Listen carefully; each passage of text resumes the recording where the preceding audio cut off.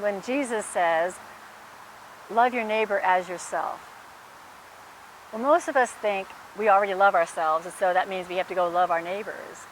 Sometimes I think it calls us to love ourselves first, because we only really can love our neighbors as well as we love ourselves.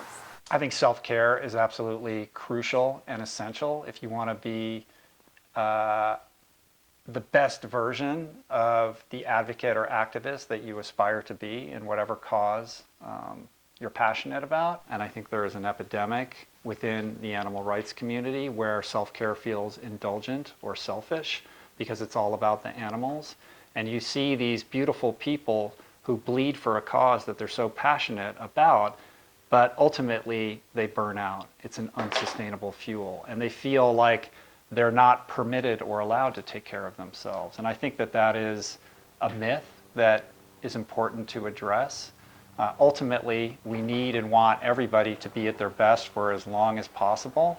There's an argument to be made that self-care is actually a selfless act. By putting yourself first, you are taking out an insurance policy that you will be at your best when the moment arises and you are called to take the action that you're here to take. Self-care takes many forms. It has to be mental, emotional, and physical. You got to move your body, you got to take care of your brain, you have to tend to your relationships. And if those things are out of whack, then ultimately you're not functioning at your optimal capacity.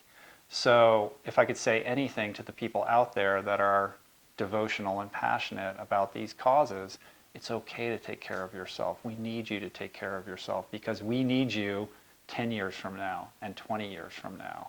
You got to eat well and you got to rest. You know, it's like they say you put the mask on when you go in the airplane and the loses oxygen or cabin pressure. Before you put a mask on a kid, you got to put it on yourself. You got to make sure that you take care of yourself first before you go out there and do the work. You know, it's really important that we do it effectively and clear-minded and do it in a strong way. And eat well, man. Don't eat crap. Friggin' Oreos and Mountain Dew are vegan. Just eat well. Be a good example. Be a good example. When we look after our physical and our emotional health, we are more able to be resourced to give out to other people. Very important that we look after our physical health. I advocate a whole food plant-based diet. With the occasional pizza and burger, I mean, it's wonderful things to eat, but we have to resource our bodies. But we're not perfect, and it's not about the body beautiful.